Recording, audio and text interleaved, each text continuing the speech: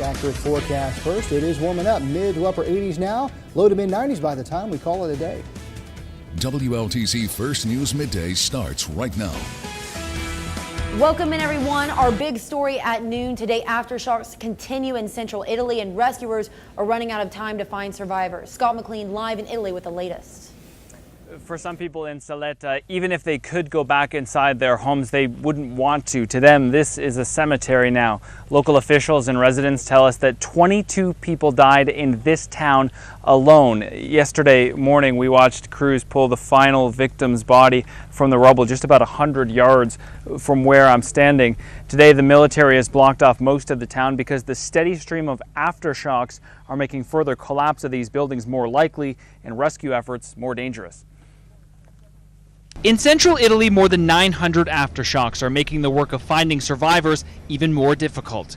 These ancient towns have narrow streets, easily blocked by tumbling debris. Though everyone knows the chances of finding survivors alive is decreasing with every passing hour, they keep digging. Tour guide Francesco Milio shot these images in Amatrice. He lives in Rome but rushed to the hard-hit city to look for relatives. His family escaped, but the scene was heartbreaking. We tried to help the people that were actually digging with their hands. They've been digging nonstop for 24 hours. Mina Nobile was trapped inside her home in Saletta because the front door jammed shut. To escape, she tied 2 bed sheets together and rappelled down from the second-floor window. She survived, but lost 7 friends and family members. She's very, very happy because it's like miraculous that she's still alive, but she thinks this village is gone forever. She's lucky to have a home in Rome to return to. Other survivors, like Maria Poggi, will be sleeping in her damaged car indefinitely. Her home is still standing, but not safe enough to go inside, and that is the least of her worries. She lost 4 relatives, 2 colleagues, and now may have also lost her job. I don't know if I ever work anymore, a job, because the school is closed. We don't know when it will be open again. Italy has not just lost homes and people, it has also lost part of its history. These are some of the historical sites that have been affected by the earthquake. The culture minister here says nearly 300 sites in total have been damaged. Now, the victims of this earthquake will be buried on Saturday as part of a state funeral. Italian Prime Minister Matteo Renzi will also be there. In Saletta, Italy, I'm Scott McLean. Thanks, Scott. And right now there are 10 Auburn University students in Italy for school. University staff tell us the students are in Rome and are all safe. They say the students know about the quake and thankfully they have not been directly affected by it. Skies for your Thanksgiving, but a pretty nice weekend ahead. Those holiday weekend details coming up. And new this morning on First News Today, President Trump defends and in so many words endorses Senate candidate Roy Moore. And the inmate that escaped from prison twice is now back in prison after a crime spree that spanned over 2 states. These stories and more straight ahead on First News Today. WLTC First News Today starts right now. Good morning, everyone. I'm Marlena Moomin. Happy Thanksgiving. Many of you are probably up already putting the turkey in the oven or just getting prepared if you're doing a Thanksgiving lunch or whatnot. So we appreciate you joining us this morning. Yeah, thank you, meteorologist Dana Barker and from Miller Robinson, giving Miller a much-needed day of rest and relaxation with his family. So happy Thanksgiving to all of you guys out there. Hope you get a chance to enjoy yourself, slow down, take it easy out there. Weather is no excuse for doing anything today. It's going to be pretty nice out there and pretty awesome for all these football games, big high school games tomorrow, big college games on Saturday. They're going to be A-OK weather-wise. Marlena, we'll have more on that coming up. All right, thank you so much, Dana. Thanks. And we begin with our big story. President Trump breaks his silence over Alabama Senate candidate Roy Moore, while the candidate himself again denies he did anything wrong. NBC News correspondent Edward Lawrence joins us live from Washington with the latest. President Trump seems to have endorsed Alabama Senate candidate Roy Moore, telling voters the alternative is worse. We don't need a liberal person in there, a Democrat. Jones, I've looked at his record. It's terrible on crime. It's terrible on the border. The president then casting doubt on Moore's accusers, who say he preyed on teenage girls, even sexually assaulting one 14-year-old. He totally denies it. He says it didn't happen. And, you know, you have to listen to him also. You're talking about, he said 40 years ago this did not happen. In an interview last night, Roy Moore denies the allegations. Did you ever date or go out with underage women? No. No. Have you ever engaged in any sexual misconduct with any person? No. I mean, it's against the law, and it would be wrong. In the next breath, President Trump says it's good for women to bring these kinds of accusations to light. And I think that's good for our society, and I think it's very, very good for women. Moore joins a growing number of politicians and other big names accused of inappropriate sexual behavior. You want to say anything to those accusers, the people that's accusing you of all these wrongdoings? It's not wrongdoing. The list includes news anchor Charlie Rose, Democratic Congressman John Conyers, New York Times reporter Glenn Thrush, and Democratic Senator Al Franken. And that was Edward Lawrence reporting. President Trump left open the possibility of campaigning for Roy Moore. The president says he will let us know for sure next week. And of course, a story for many of us hitting the road for the holidays. After an increase in Thanksgiving traffic fatalities this past year, getting out the word about safety is at the top of the list for troopers. They've come up with some creative and highly publicized ways to remind drivers to pay attention to the road, and police say there is a good reason. Robbie Watson reports. Well, you know, critics have raked the local police over the coals over their recent distracted driving stings. But Patrol Major J.D. Hawk tells WLTZ those stings have served as a major deterrent. If I roll down my window and they see the patch on my arm, you will see cell phones flying, makeup flying, because they realize, oh, and then they, they're back to normal. Their goal, he says, is to reverse the current deadly trend. According to the Georgia Department of Public Safety, traffic fatalities jumped 30% in 1 year during the Thanksgiving holiday travel period. Yeah, we have had an increase, but that's why we're doing these things. We want to get out and get the general public to realize driving is not a casual thing. And it's not just distracted driving police are warning about. An increase in road rage incidents is another real issue on packed roadways. So it's best that you just, what's the thing, turn the other cheek and have a good holiday season and nobody dies. One simple lifesaver often overlooked, according to police, the seatbelt. More than half the people killed in traffic crashes last year were not wearing one. Robbie Watson, WLTZ, First News. And the Georgia Governor's Office of Highway Safety also reminding drivers their Click It or Ticket campaign will be in full force during the extended holiday season. And of course, Atlanta is home to one of the busiest airports in the world, especially during the holidays. Hartsfield-Jackson International Airport sees millions of travelers on a daily basis, but that number jumps big time during holiday travel. And the holiday rush is on. Long lines started early yesterday morning at check-in and security. 28.5 million passengers expected to fly during the 12-day Thanksgiving air travel period that started last Friday. The cheapest airfare since 2013 are boosting that number. Yesterday was the second busiest travel day. Sunday will be the most crowded when people are heading home. So what can you do to speed up the airport process? Have your boarding pass ready. If you're TSA pre-check, that's a good thing because even when the lines are longer, they get processed faster. And if you can get the timing right, you can get to your gate pretty quickly. And Dana, what's the weather like for all of this holiday travel? It'll be pretty awesome, I think. Marlena, it's not really going to be much in the way of rainfall. We'll see some clouds around throughout the area today, but again, nothing out of those rainfall-wise. High clouds around. We got that holiday forecast for you, and don't forget about football, guys. Football next couple of days. Some big important games here over the next 2 days, high school and college. We got all those football weather forecasts and the forecast for today coming up.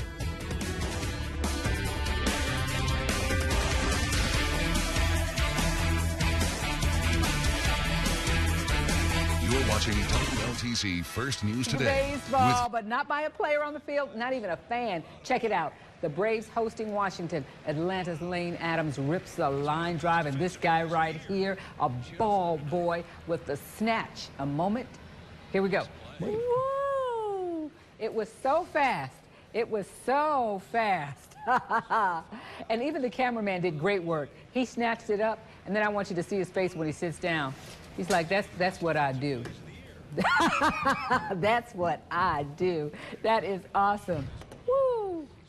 Isn't it interesting? Somebody sign him up. We could use some help. Put a bat in his hand. Let's see how well he does there, too. I bet he smacks one out. Oh, wow. Look at him. That's what I do. Yeah. And I do it. Whoa! Man, I'm going to get that. I'm going to grab that and snag that one day. You let the ball boy be faster than you? Yeah, I'm sorry. No, pretty soon the director keep practicing. Pretty soon she'll be throwing bowling balls at me next. So anyway. Wow. Maybe if I wear glasses, she'll stop. Okay. All right.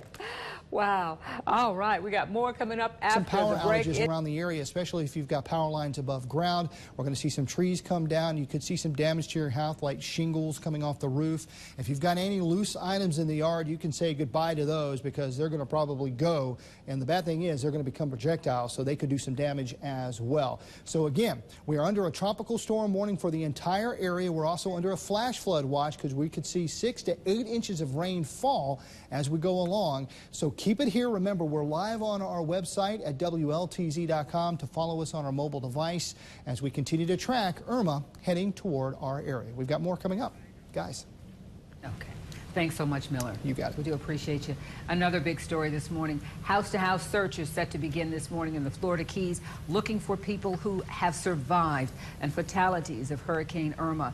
Sarah Dolph has the story from Tampa.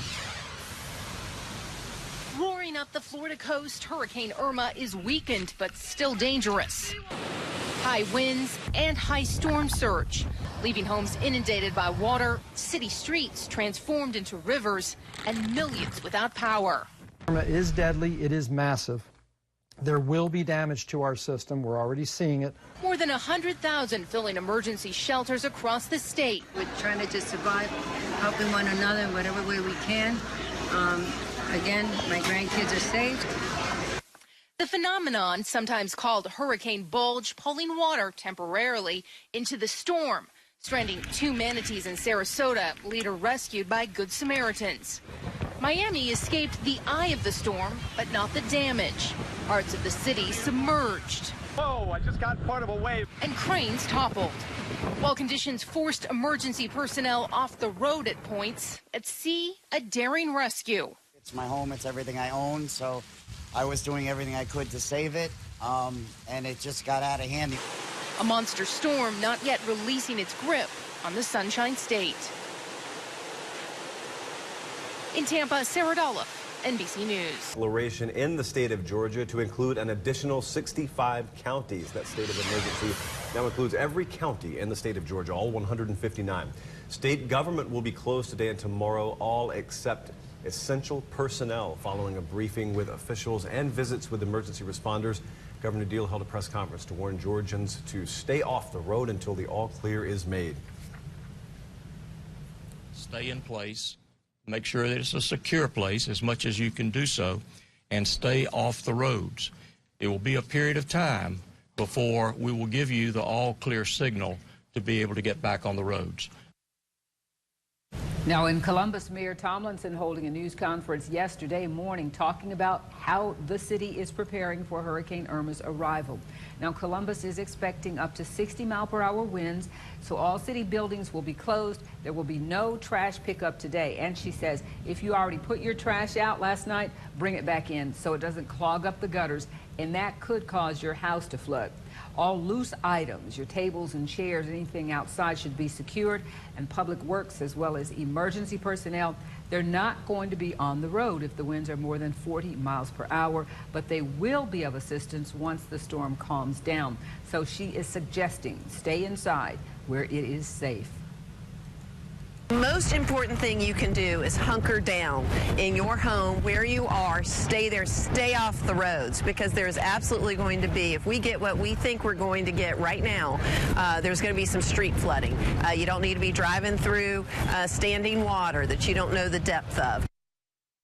And also, only call 911 if you have a true and absolute emergency. If your sewer may be backed up, you have tree damage, Mayor Tomlinson says 311 is the number you want to call.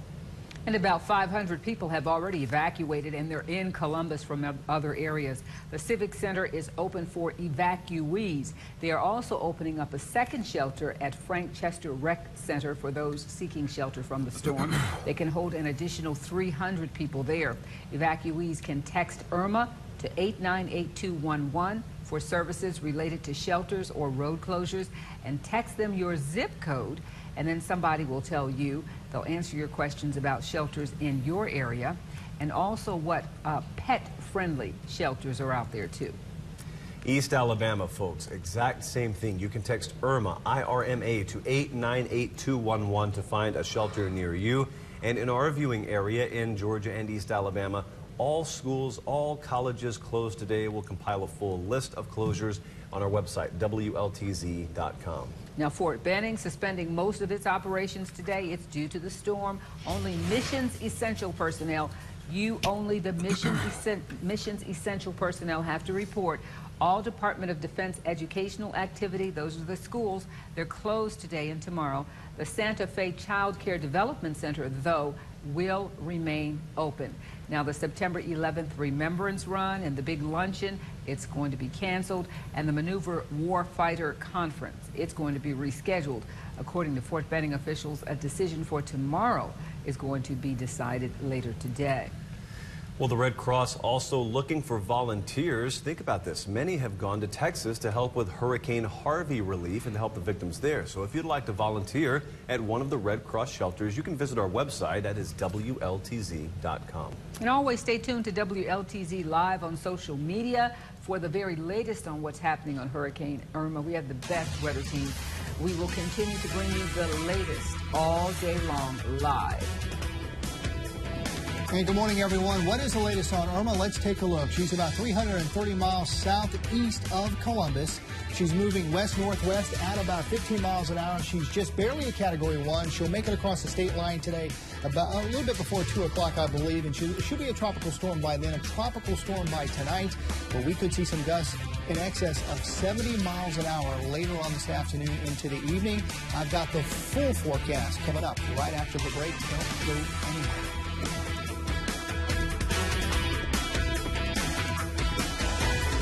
Watching WLTZ First News Today with Dee Armstrong, Josh Pate, and weather with Miller Robson. WLTZ First News Alabama tonight. And this is new at noon. What will happen to the Confederate statues on public display in Georgia? Plus, we'll tell you which Alabama mayor orders a Confederate statue to be covered up. And President Trump's latest remarks about Charlottesville drawing fire from some members of his own party. WLTC First News Midday starts right now. Good afternoon, everyone. It is 12 o'clock sharp. I'm Dee Armstrong, and welcome in. And we begin our big story today with a question. The question is, are Confederate monuments, are they pieces of history that should remain visible for everyone to see, or painful symbols that the country should leave behind? Well, it really depends on who you ask. John Lawrence has more. A Confederate statue near the DeKalb County Courthouse in Metro Atlanta may soon be bound for the history bin if a recent petition succeeds. I think that it's about time it should come down. 109 years is long enough. Just over 10 miles away is Stone Mountain, Georgia, where there's a giant state-owned carving of Confederate icons Jefferson Davis, Robert E. Lee, and Stonewall Jackson. Georgia Democratic gubernatorial candidate Stacey Abrams wants it gone. It is 2017, and now is the time for us to have a conversation about removing the last vestiges of that type of hatred and that type of vitriol towards minority communities in Georgia. That's the same sentiment that led activist group Our Maryland to start a campaign to remove the Roger Taney statue from its current location. Taney was a prominent defender of slavery. It shouldn't be in a place of honor like this. It belongs in a museum, not on the State House lawn. And Houston Mayor Sylvester Turner is also considering removing his city's Confederate statues. History has its good, history has its bad. But I do think it's important for us to review our inventory and then to make the most appropriate decision. But some say removing these items won't change attitudes in the country. It's history. That's all it is. If we talk about racism, racism isn't a symbol. It's a person. I don't think we should try to hide our history. I think we ought to try to teach it and make people understand we've overcome a lot of mistakes. I'm John Lawrence reporting. This time in Alabama, lawmakers taking steps to remove a Confederate statue. Birmingham's mayor ordering the Confederate Soldiers and Sailors Monument in Lynn Park to be covered up now. Crews boxed it up in plywood Tuesday night. Mayoral candidate Frank Matthews yelling at reporters taking video of the boxing, demanding that the mayor stop covering up stuff. Mayor William Bell says the city is still exploring some legal options for the statue's removal. And a judge in Georgia is off the bench. This is more about what's happening after comparing protesters in Charlottesville to ISIS. Gwinnett County Judge James Hinkle posted the comment on his Facebook page Saturday. Tony Thomas has more. I was actually stunned and surprised that they moved so briskly. Gwinnett County activist Donna McLeod says she's happy the chief magistrate judge took immediate action in suspending veteran Judge James Hinkle. I'm very concerned about him going back on a bench. McLeod was one of the people who challenged Hinkle on Facebook after seeing his comments about protest in Charlottesville. He wrote, "It looks like all the snowflakes have no concept of history. It is what it is. Get over it and move on."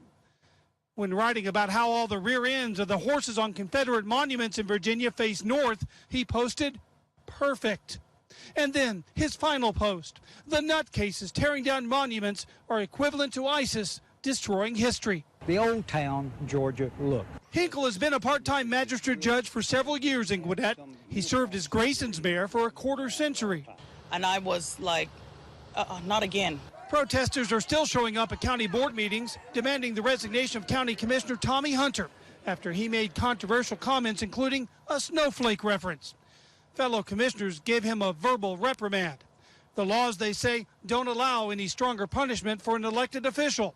But in Hinkle's case, he's appointed, so it's up to the chief magistrate judge. Because you're talking about a judge now who has the power to decide somebody's faith.